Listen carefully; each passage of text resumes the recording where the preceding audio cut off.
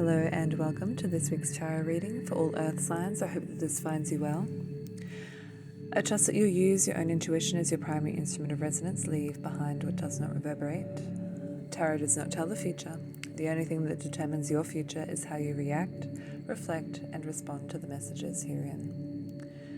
This week I have in front of me the Judgment reverse, the Nine of Swords, the Four of Wands, the Six of Swords, the Nine of Cups, and just as some clarification cards, I have the Ace of Swords, the Ten of Swords, the Two of Wands, the Knight of Wands, and the Queen of Wands here. And the first thing that jumped out to me was that there's a lot of anxiety regarding a choice that you have to make in regards to how you want to live your life. With the Six of Swords here, you want to move away from these troubled waters, and you really want to not be judged for the choice that you want to make. And it just seems here with the Ten of Swords and the Nine of Swords that you've just thought yourself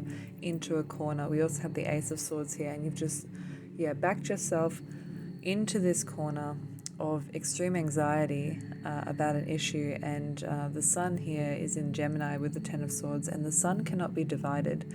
It cannot the Sun cannot be divided. It must be holy. It must be fully in its entirety. And when the Sun is in Gemini, it is in detriment. So you really need to come together with yourself. And we also have the Two of Wands and the Four of Wands here, and that represents Mars and Venus. So there are two sides of yourself, the masculine and the feminine, that really want to push through and help you to move towards this Six of Swords here, where you can start leaving this baggage behind and move even more fully towards that Nine of Cups there with the wish fulfilled. And I'm just seeing here with this Queen of Wands and the Knight of Wands, there is some sense of cruelty, or you feel cruel, but you're adaptable to the situation, but you do understand that there is that real fiery nature that you have that will have to carry you through this choice and carry you through these difficult times, so that you can make the decision that you have been trying to put off or been scared to make because you're scared of that judgment. But you will never be able to get towards that Four of Wands and that Nine of Cups if you don't make that choice. If you do not find the Sun in its entirety, if you do not reconcile these two sides, it could be your head and your heart. This has to come to an end, if not for someone else's sake, but for your sake, because you can no longer sit up worrying at night with the Nine of Swords here. You cannot no longer sit up wondering what could have been or what could be. You need to make a decision. You are so divided right now with the Ten of Swords here. You are so divided in your mind, and it is causing these unpleasantries in your waking life. It's causing these unpleasantries in your creative life. And again, you will not be able to see those brighter days here with the Four of Wands and the Nine of Cups if you don't make that trip across the waters. And the waters are in the Six of Swords here. The waters, sometimes when you make a voyage across the ocean, it looks calm, but underneath there's so much danger and uncertainty under there, and you won't know what that is until you come up against it. But most of the time you find that those dangers or that uncertainty is nothing more than a tiny little wave that laps at the side of your ship. And that's what I see here with that Six of Swords is there's turbulent waters, but they're nothing more than just some ripples hitting the side of the ship. And once you come to realize this, going further and pushing further becomes easier and easier, and you just leave all that anxiety and anguish behind, and the judgment that you feel for making this decision to make that voyage kind of just falls away, because in a sense it's you judging yourself. You're judging yourself for being in this situation, you're judging yourself for not making a decision, you're judging yourself for making a decision, and if you never get out of this cycle of judgment, then you will never be able to push forward into what you actually want, which is the wish fulfilled, and that happy families, that celebration that you see there in the Four of Wands and the Nine of Cups here. And you do need to be a little bit cruel and a little bit brutal, I would say, here with the Knight of Wands, but it leaves that room to become that Queen of Wands, who is, steady and also sympathetic. The Knight of Wands, as I said, is, fiery in nature, and he's really making moves. Aside from the Knight of Swords, he is one of the quickest, he's the second quickest knight, and he's moving with ferocity, he's moving with fire, he's moving with determination, and let the bridges that I burn light the way type of mentality. But what he does makes room for that Queen of Wands, who is understanding and sympathetic to the bridge burning, but at the end of the day she knows that she needed to do that in order to adapt and to continue on with her life.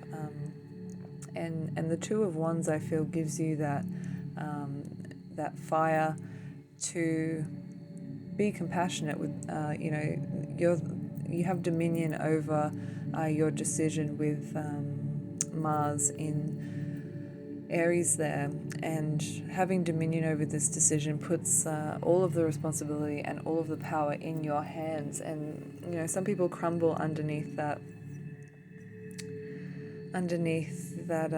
responsibility, but I feel as though you are ready to, or that you need to be ready to take on that responsibility and to take that charge as the Knight of Wands, so that you can actually sit in your decision as the Queen of Wands here and understand that it was needed. And although it may have been cruel not only to someone else but to yourself, it was needed for your development, so that you can move through those waters, so that you can find peace in another land, and just get away from this feeling of judgment or perceived judgment coming from the outside.